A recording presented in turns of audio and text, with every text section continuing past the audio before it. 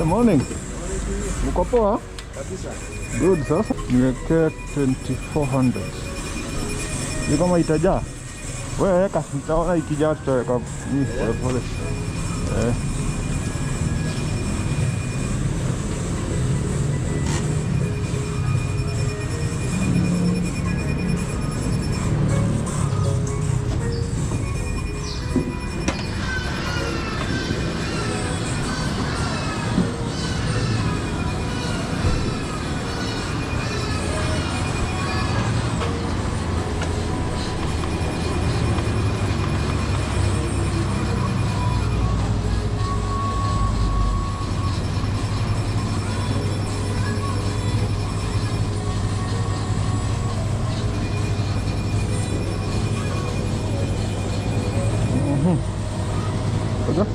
Tako 23.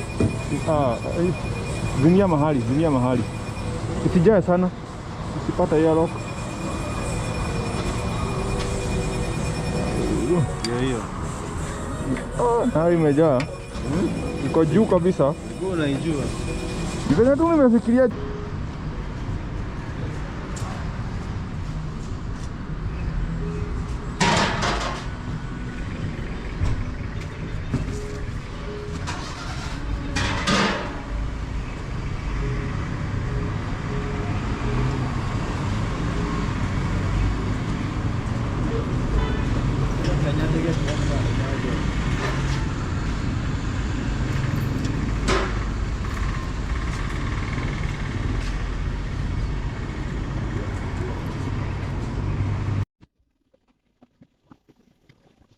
Hi ladies and gentlemen, good morning. Praise the name of Jesus.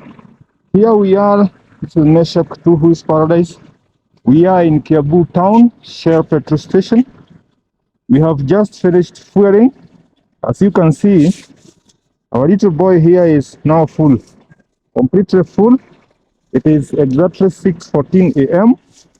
and we are at 160 kilometers so far. We are just about to embark on the longest journey of this bike, Nairobi to Migori, Isibania border of Kenya, Tanzania. Let's see what happens. We are headed to Migori. Finally, we close at the Isebania border. Let's see what happens. We are only done 160 kilometers. It is 6:15. The fuel is full. Let's start the journey. May God be with us. Amen.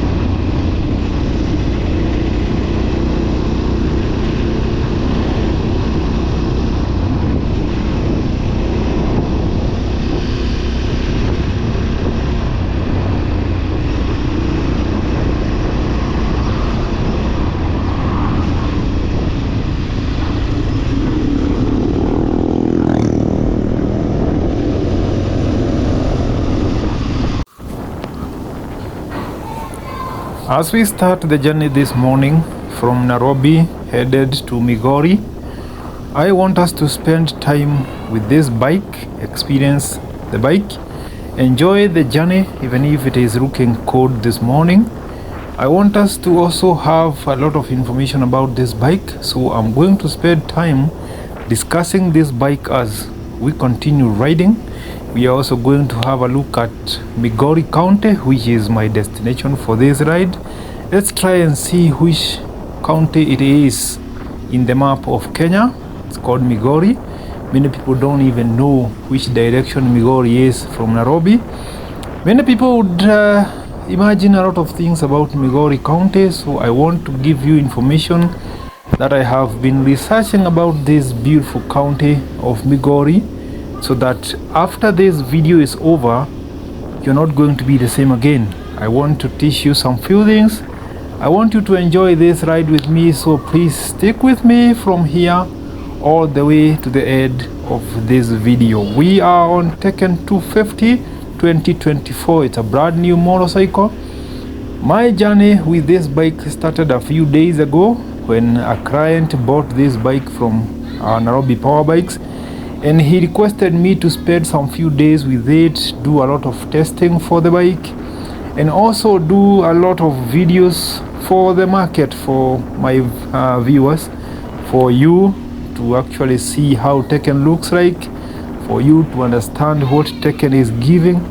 And after that, the bike is supposed to be delivered to Migori because the owner of this bike is in Migori. So this morning I have started the journey and I'm headed to Migori County to deliver this motorcycle, meaning I will not be coming back to Nairobi with it. I want to make it very clear light from this moment that this bike doesn't belong to me. It belongs to someone who bought it and requested me to spend a few days with it and later on deliver it to his hometown of Migori. So coming back to Nairobi, I'll have to find a way of coming back, probably by bus. But for now, let's talk about Tekken 250 2024. What is this bike looking like? What is it delivering? How does it feel riding a brand new motorcycle? Let's get down with this journey. Let's have this.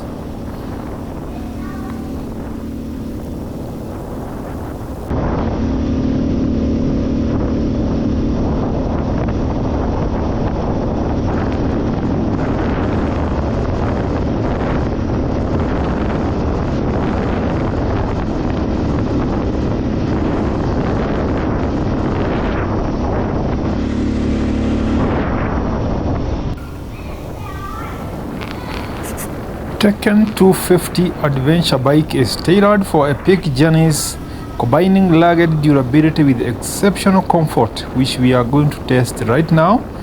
Our journey is going to be around 400 and something kilometers from Nairobi to Migori, and not only Migori town, I am planning to extend the journey all the way to Isebania town, which is the border between Kenya and Tanzania. It is a robust design, of course. As you can see, this is a bike that looks like people spent time thinking about the design, and it is made for all terrains. It's made for all terrains. I want to believe that this bike is going to be good for all terrains depending on how you are using it. It is not going to do anything perfect, not the highway, not the off-road, but it is going to be comfortable for both of them. Yeah, it's a 250cc made in China. It's not a very strong bike, it's not a very expensive bike, so you can expect the quality and the performance to be within the mid-range. It's a 250cc single cylinder, oil cooled.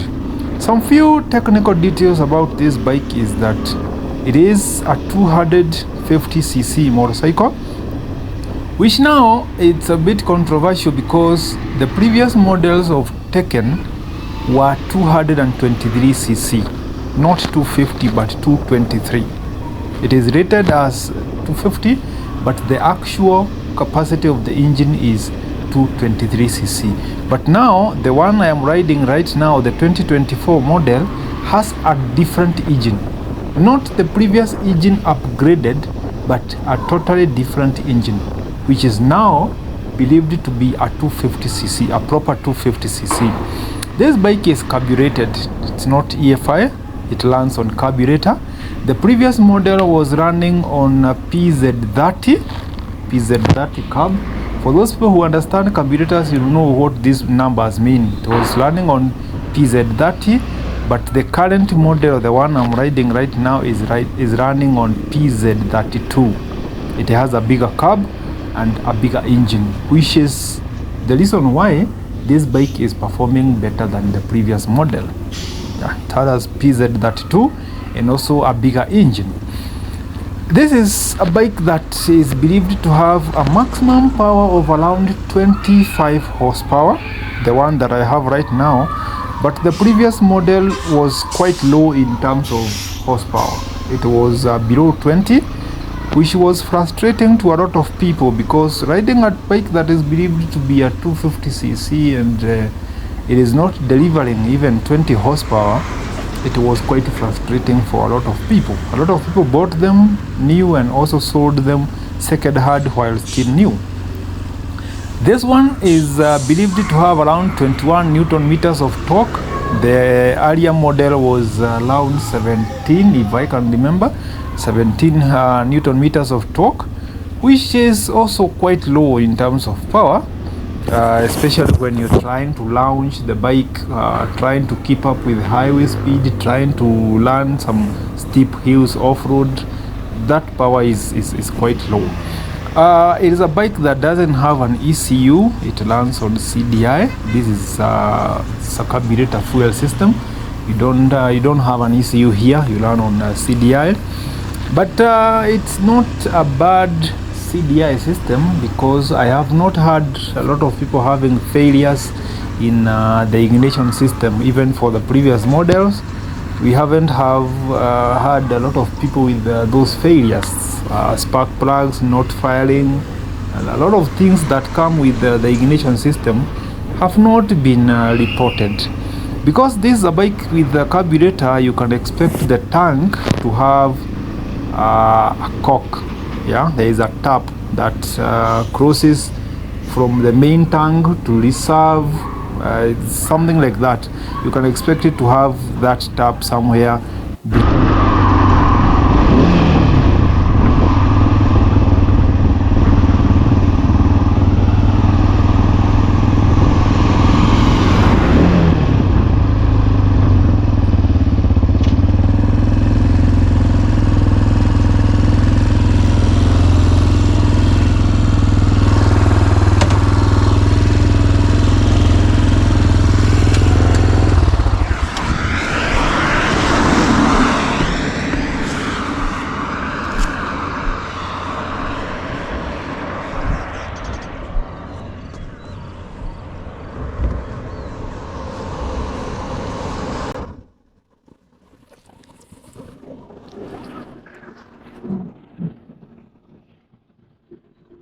Very beautiful views. Very beautiful views. This is Suswa in Narok. The journey continues. Actually, we are starting to enjoy the whole thing, because now traffic has just reduced to almost zero. We have nothing to worry about. This is Suswa. We are now in Narok County, and it's just a few minutes past 7:30. Look at how beautiful this place is. Look at how beautiful this place is. Come on. Huh?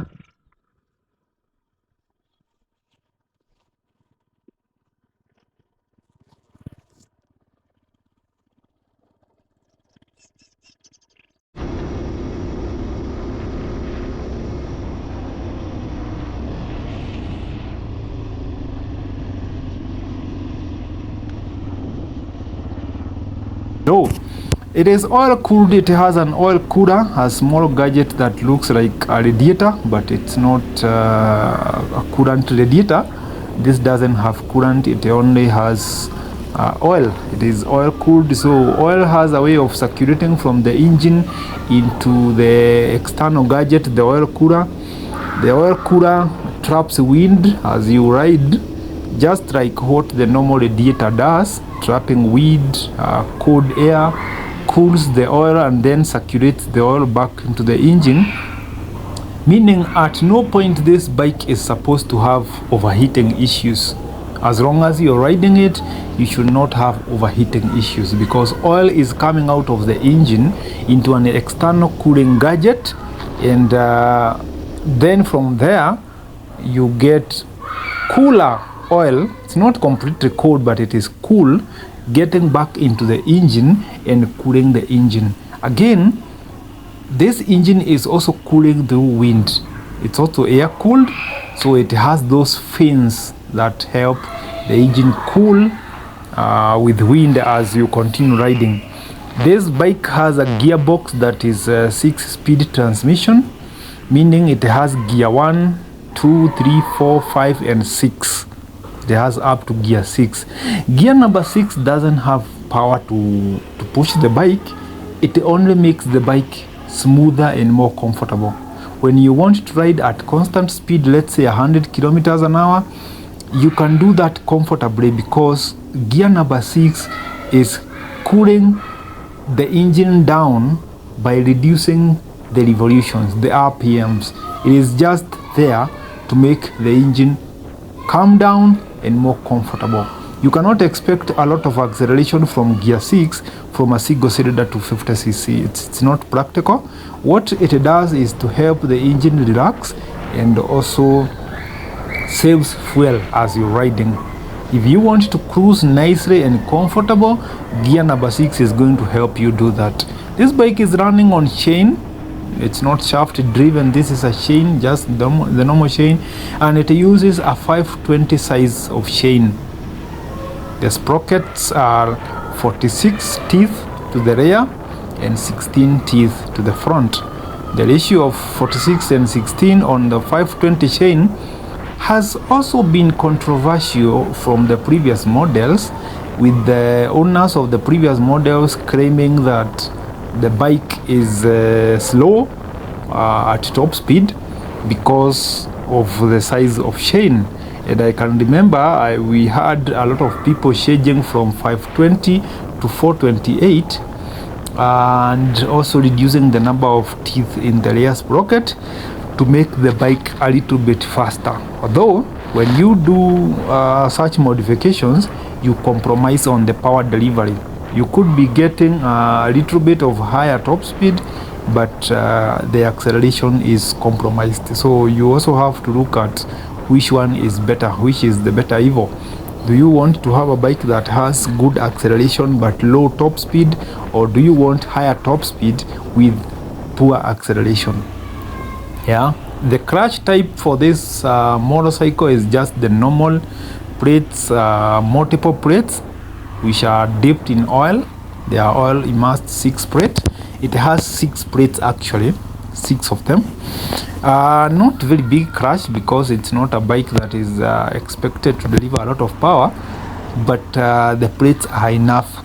They do their business.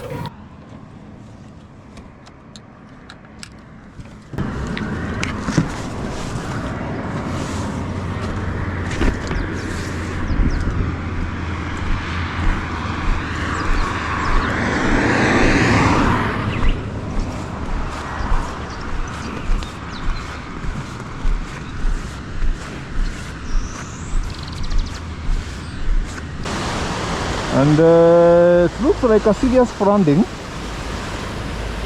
Looking at the flow of water, some kind of serious flooding. Yeah. This rainy season has been a serious thing. Eh?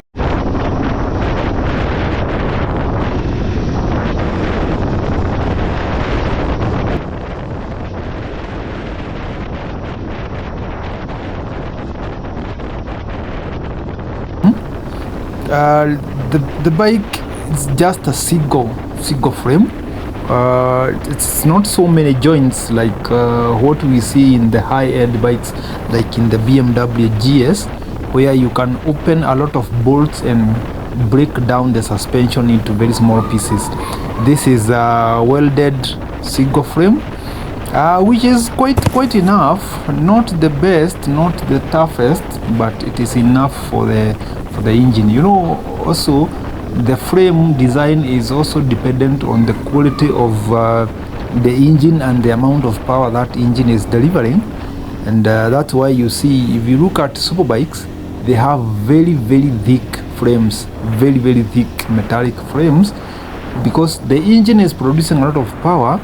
You need a strong frame that can hold that power together without the risk of breaking while you're riding. The rear suspension is a single shock. Of course, it's the hydraulic spring and some other, the spring, the coil spring and the hydraulic shock.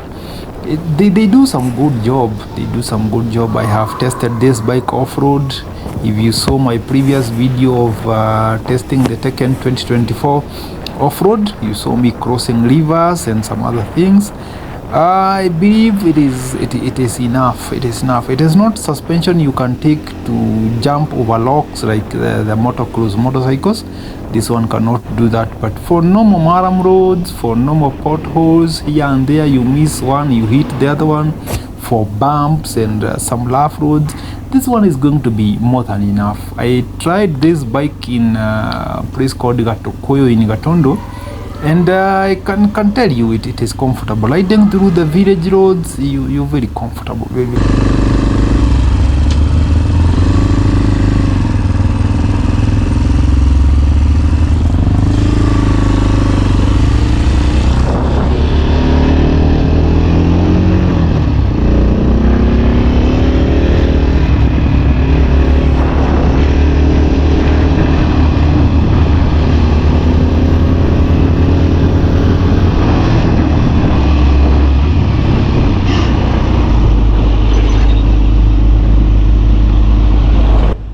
The front shocks are just the normal hydraulics that we see in other bikes. These ones are more of street shocks than off-road, but at least they have some capacity to handle the normal off-road that I have just told you, the village roads and malam roads and stuff like that. But do not expect to take this bike to the forest and jump over rocks and stuff like that. It is not built for that. Actually, even the design, if you look at it, it is going to tell you this is a bike that is designed to actually be on the highway for long distance. Yeah, for long distance. And it is because of the size of the wheels. You look at the front tire, it's 110 by 17. Rim size 17. It is very rare to see an off-road bike with the size 17 rim. Most off-road bikes have either 18, 19 or 21. 18, 19, 21, but mostly 21 to the front. This one has 17. It's almost a sport wheel, only that the tire is not sport. The tire is off-road, but the rim is sport. And especially the model that I am riding right now doesn't even have the spokes. The rim is chrome, it's alloy rim, so you also have to be very careful when you're taking it off-road. The rear tire is also same. The rim is size 17, and we have tire size 130. Yeah, tire size 130, which also good. And by the way, these tires are handling the road very well. They're handling the road very, very, very well. You have disc brakes, and these brakes are doing good. The bike is not so heavy. It's around 140 kilos. So 140 with the power we talked about, around 24-25 horsepower. The brakes are good. They are going to be enough, unless you have the habit of emergency braking for no reason all over the place. Every time you want to brake, you brake so hard. Every time you want to brake, you brake so hard. If that is the kind of riding you have, then this is not going to be the best bike for you, because remember, it doesn't have ABS.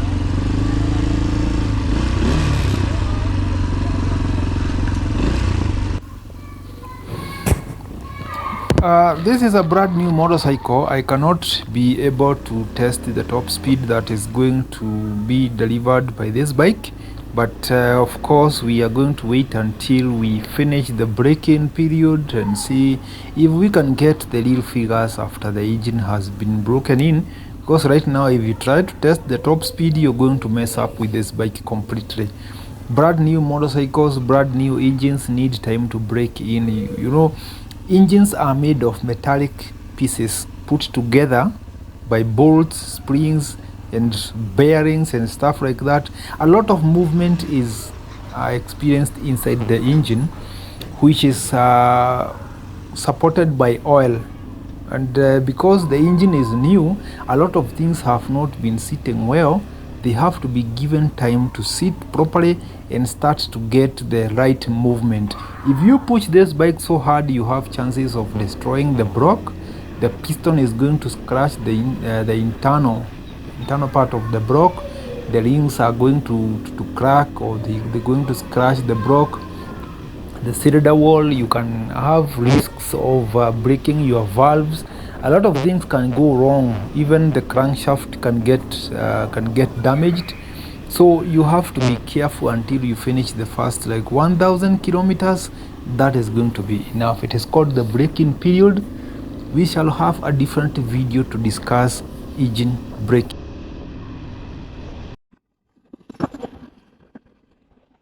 Yeah, we are now in a place called Shebore. This is in the county of Bomet. We have done roughly 389 kilometers from zero, which means today we have done 239 kilometers. So far, so good. It is exactly 11 a.m. 11 a.m. 239. Yeah, 239 kilometers. We are in a place called Shebore in Bomet County. Our Tekken is still handling well. I haven't gotten into issues. The bike is still intact. Still feeling good. I can feel the improvement in performance as the engine gets more and more used to being run. As the engine gets more used to running, I'm starting to experience some improvement in power delivery. But as long as we haven't done 1,000 kilometers, we cannot test how fast this bike can go. Yeah, we cannot test. So we have like another 130 kilometers before we get to Isibania, and I'm just hoping we'll get there soon enough. We have already done like 60% of the journey, and surprisingly, we still have fuel in the tank. So I'll give you the final judgment on the fuel consumption after we are done with the journey. But so far, so good. It's not consuming a lot. The only challenge I'm having is the seat.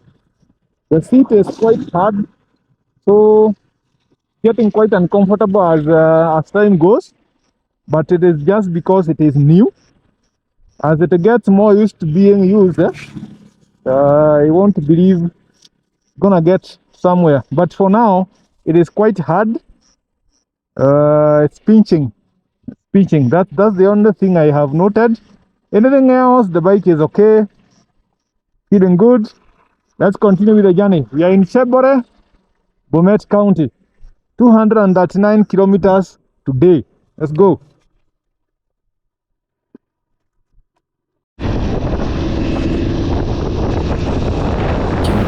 So this bike has a 13-liter fuel tank, which holds quite some fuel for you because the bike doesn't consume a lot. Although the previous model had issues, remember in Kenya we have two dealers who sell Tekkens. We have a dealer called Singling Motorcycles in Parklands, and we have Nairobi Power Bikes, where this one came from. As you can remember, some few years ago when Tekken was introduced, a lot of marketing was done by those two companies trying to compete on who is going to deliver Tekkens as the first one. Luckily for the Singling, they brought Tekkens as the first one, and they ended up getting a different model of Tekken because Nairobi Power Bikes brought a different engine model that the Singling got was different from what Nairobi Power Bikes got. Nairobi Power Bikes brought their first shipment with oil cooler, but Singling did not get the oil cooler model. They brought the purely air-cooled Tekken. So between the two of them, there was a model that had issues with carburetor, and it was consuming a lot of fuel to a tune of around 24-25 kilometers per liter, which is not right. 24-25 kilometers a liter is not light for a 250cc single cylinder. You're supposed to get at least 30. Yeah, you're supposed to get at least 30. If you get 30, you should be good. But in the previous models, people got 24, 25. So if you mess around with the air filter or you use the wrong plug, some of them were going down as low as 20 kilometers per liter. We are now in a place called Kaplong, and you can see we already have the signs. Keroka Kisii B6. Yeah, you go to the left. Drivetrain Kerisho. You go to the right. Ah, nice. Nice.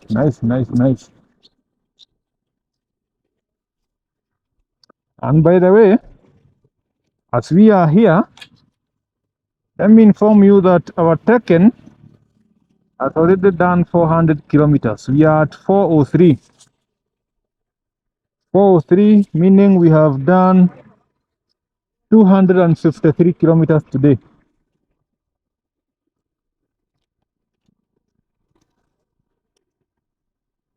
(403 kilometers in total. 253 today. Isn't that amazing? Nice. We are in Kaprong. This is the edge of Bomet County.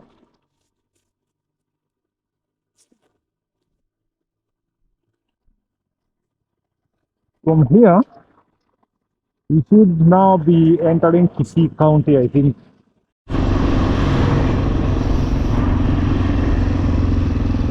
Yes, this is the junction. You go to Kerisho or go to Kisii. We are going to Kisii.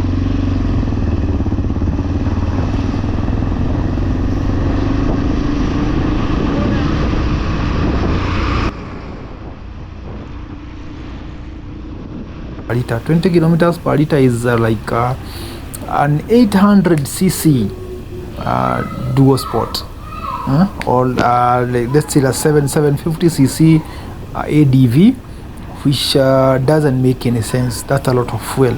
But for the model that I'm riding right now, and the few days I have been roaming around the country with it, I have seen a difference. This one is not consuming so much. So even if I have not done the real calculations of how many liters of fuel I am going to use, I expect it to be above 30 or somewhere around 30, which could be good, although we need better, because fuel is not also very cheap in the country.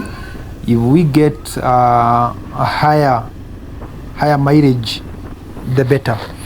Other things that you need to understand is that this motorcycle comes with an alarm system. The side boxes and the top box are stock. They come from the factory with them.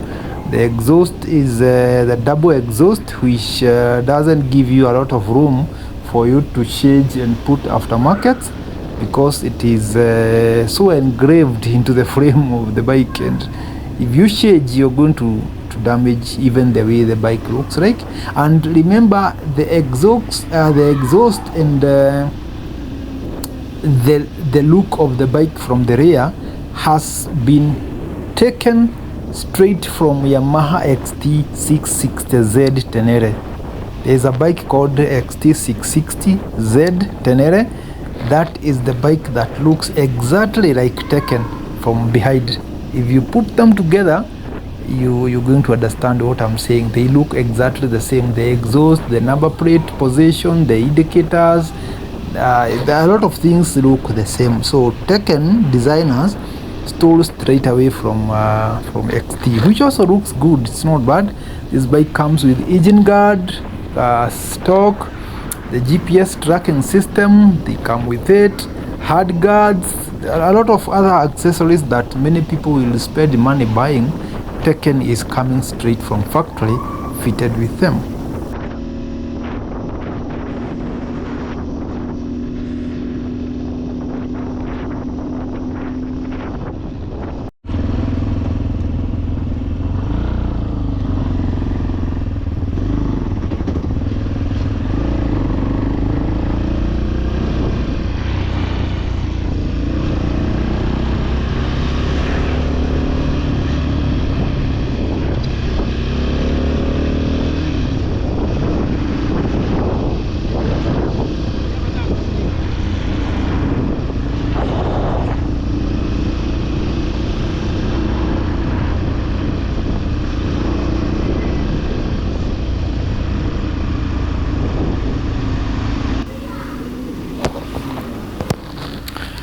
As you can see, it's a very cold morning. Looks like a lot of parts in this country have been raining the whole night. Even where we are right now, it's been raining.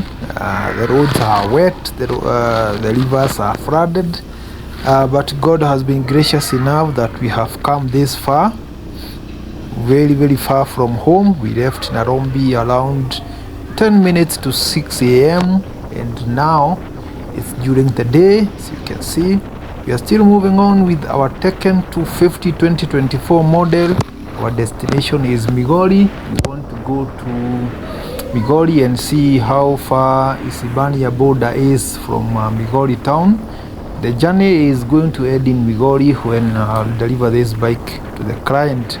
I want us to spend a few minutes as we continue riding to discuss Migori County. Migori County is one of the counties of Luo Nyanza. It is one of the old districts of Nyanza province. It's a very huge county. To be specific, it is the last county in Kenya. The very last county in Kenya at the farthest corner of the Luo Nyanza. I'm saying it is the last because we have other Luo counties of Homa Bay, we have Kisumu. This is the cornermost county of the Luo Nyanza, especially in the southern Nyanza, and it borders two other countries. It is bordering Tanzania and it is also bordering Uganda. The border of Tanzania is actually at the border town of Isebania. So Isebania is part of Migori County, and it is the last part of Kenya as you head to Tanzania. And on the other side of Uganda, we have the Migingo. You know, the controversial Migingo Island that has been a bone of contention between Kenya and Uganda, especially because of fishing and military operations. So Migingo Island is also considered to be part of Migori County. Yeah, it's part of Migori County, and it is now the other end of Kenya as you head to Uganda through the Lake Victoria. The headquarters of this county of Migori, as per the county government, is Migori town. It's also not a very big town. I've been there before, so I know it's not a very big town, but it's quite a busy town, the Migori town. This is a county that borders the other Luo Nyanza counties like the Homa Bay. It also borders other counties that are not necessarily the Luo Nyanza, like the county of Kisii to the northeast, and the county of Narok. Somehow we have some border between Migori and Narok, and it is also at the edge of Tanzania, as I said. On the other side, it borders Uganda through the Lake Victoria, the Migingo Island, and it is a beautiful town. It's a beautiful town. It is also part of where the sugar comes from. Yeah, the sugar belt of wetlands of the western Kenya. Migori is also part of the sugarcane producing counties. So it's quite an agricultural county. If you look at what is happening around here, I believe we also have people who farm rice around here, though not so many of them, but we have some parts of Migori, I believe, that produces rice. Demographically, this is one of the most diverse counties in Kenya, apart from now towns like Mombasa and Nairobi, which has. This is the famous Keroka town. Keroka. Now from here, we are headed straight to Kisii. Yeah, straight to Kisii. The journey has been awesome. We left Nairobi at exactly 6, and right now it is 12:03. We have done a total of 401 kilometers. Yeah, 401 kilometers. And today it's around 281. Yeah, 281 kilometers. Today, 281. Yeah, we are still going. We still have another almost 100 kilometers to cover, I believe so. So let's go. I'm just estimating, I'm not very sure, but I know it is almost 100 or so to get to Isebania. But right now we are in Keroka. This is the land of the Abagusi. Yeah, the land of the Kisis. Thunder too. Let's go. Two Wheels Paradise Meshach. Let's go.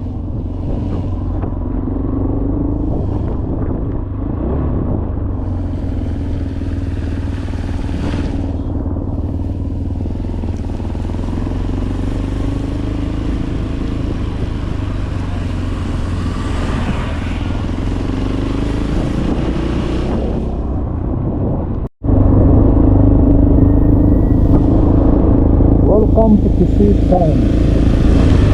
Welcome to Kisii town.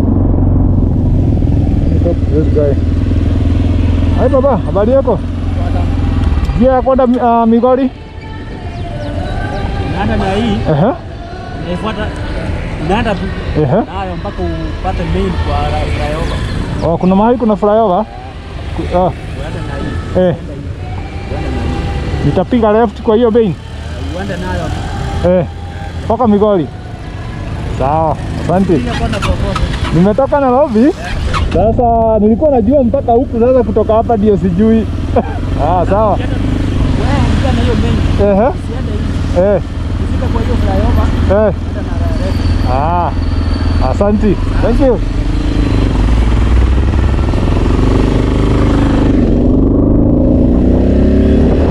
Some nice guy over there.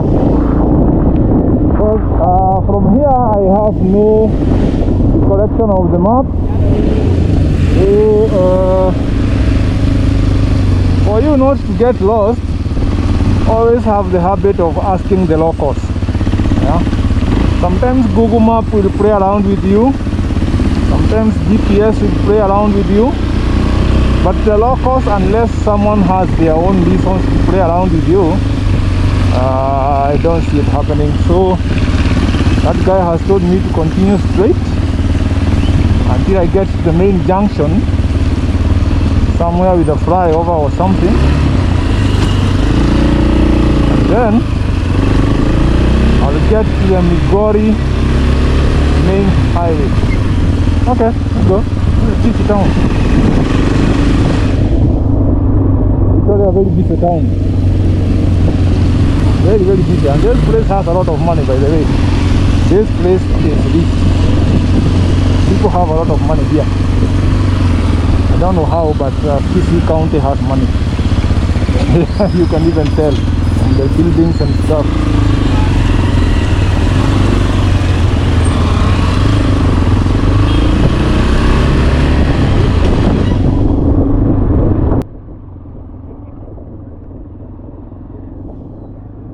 cities.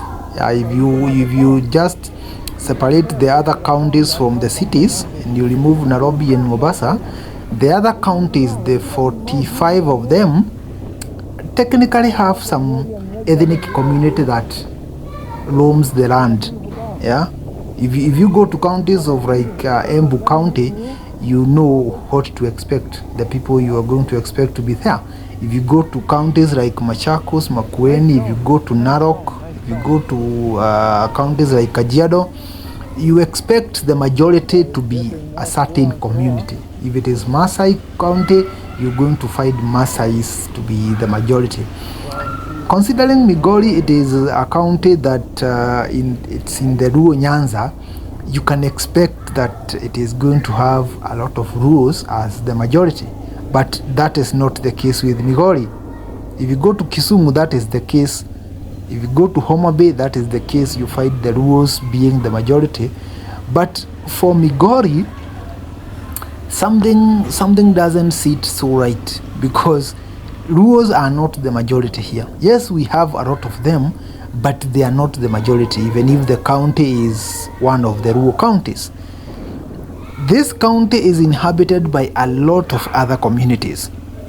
We have a community called Suba. Yeah, we have the Subas, we have the Luos, we have the Kurias. Yeah, there is part of Migori County that is purely Kuria, especially as you head to a place called Kehansha. Yeah, I think Kehansha is actually part of the Kuria district. Yeah, it's part of the older Kuria district, and the community Kuria is the majority inhabitants in that. What hit you? This place is so slippery. So slippery. Come on. What do you see? What is this? What is this? There's a tarmac road, but the kind of mess we have here. Anyway. Wow. We are now about to finish the whole stretch of Kisii town, and from here we are headed straight to Migori. Straight to Migori. Okay, this barabara is a mess. This is a mess, bro. This is a mess. This is a whole mess.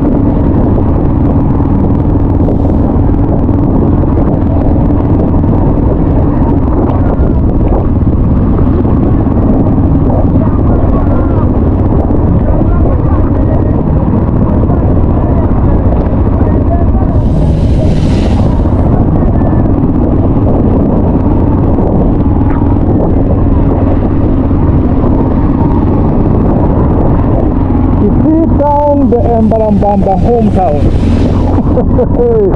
Embalambamba Msanii. This is the county where he comes from. I can hear his songs. Yeah.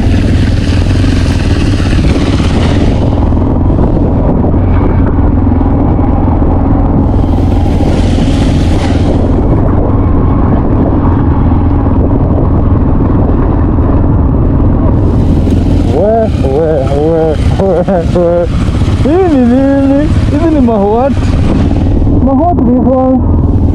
Hii barabara aina gani? Watu wa Kisii. Hii barabara aina gani? Barabara aina gani? What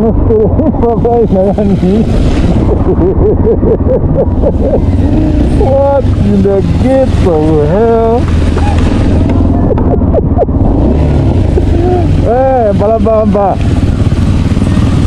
No, I'm not going to follow that route. Hapa siwezi enda. Ukicheza unatandika chini.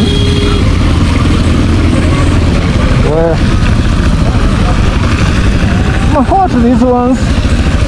What?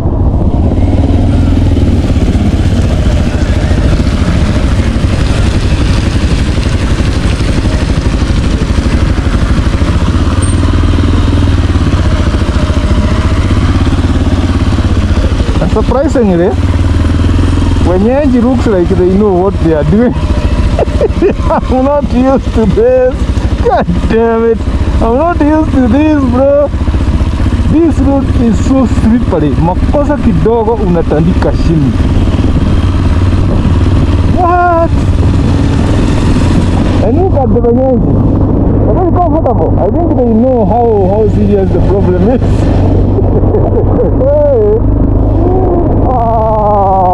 Watu wa Kisii, hapana baba. What's going on, baba? I think we are out of the hole. Yeah. Ni kama tumetoka kwa hiyo shimo. Tumetoka kwa hiyo shimo. We are out of the hole now.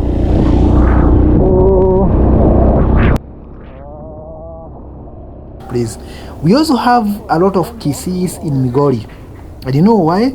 Because the immediate neighbor to Migori County is the Kisii County. As you come from Nairobi heading to Migori, the direction I'm heading right now, there is a town called Suneka, which happens to be the last big town of Kisii County. And then from Suneka, the other big town you can expect to find is going to be Rongo.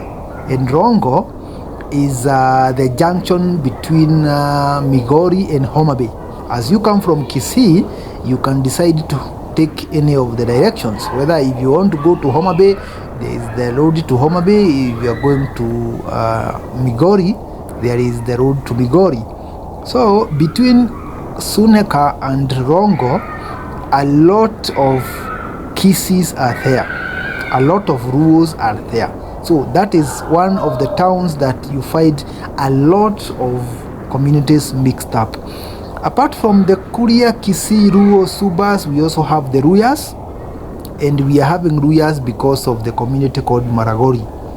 There is a community called Maragori in the Ruya community. And there are so many of them in Migori. Maragoris are so many. And we also have a lot of Indians and Arabs. I don't know how, but we have a lot of Indians and Arabs in Migori County. Surprisingly, the last place you can expect to find a lot of Kikuyus is in Migori County, because Migori County and the Kikuyu counties of the central Kenya, so far we are talking about like 500 to 600 kilometers difference, but you find a lot of Kikuyus in a town called Isebania, the border town of Kenya and Tanzania. A lot of Kikuyus are there. It's so hilarious because you'll find them speaking Kikuyu openly. A lot of them. Kikuyus are so many of them. We also have another community called the Nubians. And remember, for the people who know about Kibra in Nairobi, it's also known as Kibera, a lot of Nubians are there. So now we are having Nubians in Migori. Lastly, the least you can expect to find in Migori is someone from the Somali community, Warrior. There are so many of them in Migori. There is a constituency called Suna East in Migori, which happens to have a lot of Somalis. And one of the politicians of Migori Nyanza is a guy well known by the name Junet Mohammed. Yeah, he has been the MP for Suna East for a while, and also a very vocal politician in ODM. And this guy is a Somali. Yeah, this guy is a Somali, and he represents a big community of Somalis in Luo Nyanza. So I'm talking about Migori County being a county that is so diverse, so diverse, so diverse. It's one of the most beautiful places you can be, because you can expect to hear any local language from anyone. You try to talk to someone thinking that they are Luos, and then you realize this person is a Kuria. Another one is a Kikuyu. Yeah?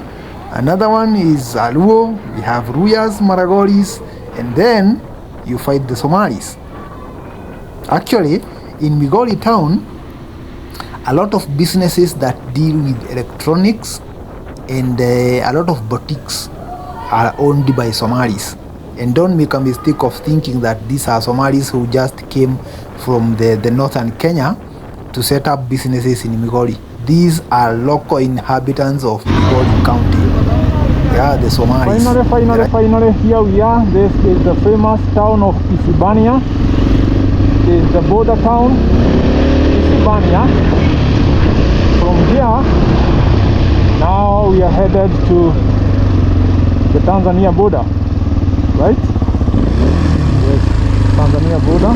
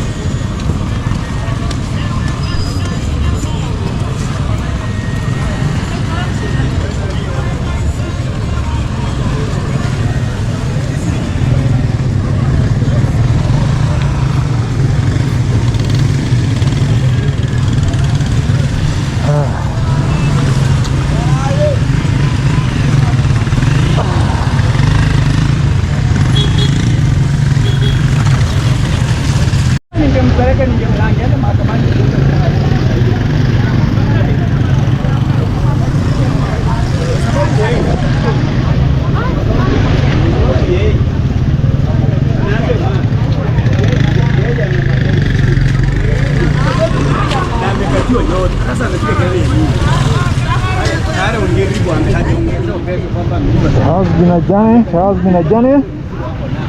Left Nairobi at 6 a.m. Right now we are 7 minutes to 3 p.m. in the border town of Isebania. This is in Migori County.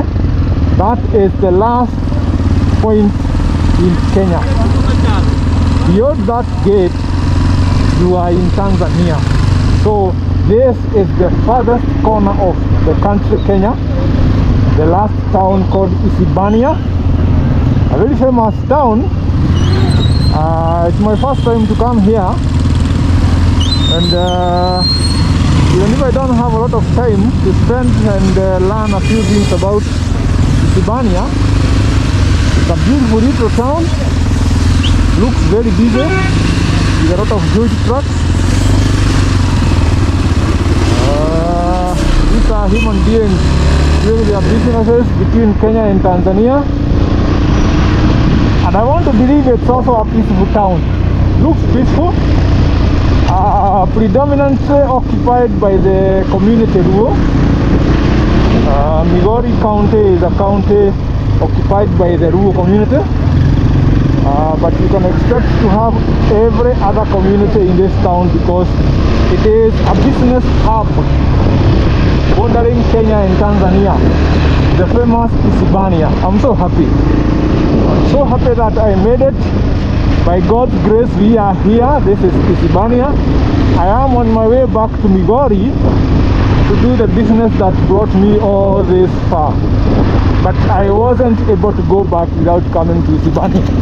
And finally I am here. I have seen how the border looks like. I have seen the famous Isebania. I'm so happy. I'm so happy. I'm so happy. I could be going back to Nairobi tonight, but time will tell. Time will tell.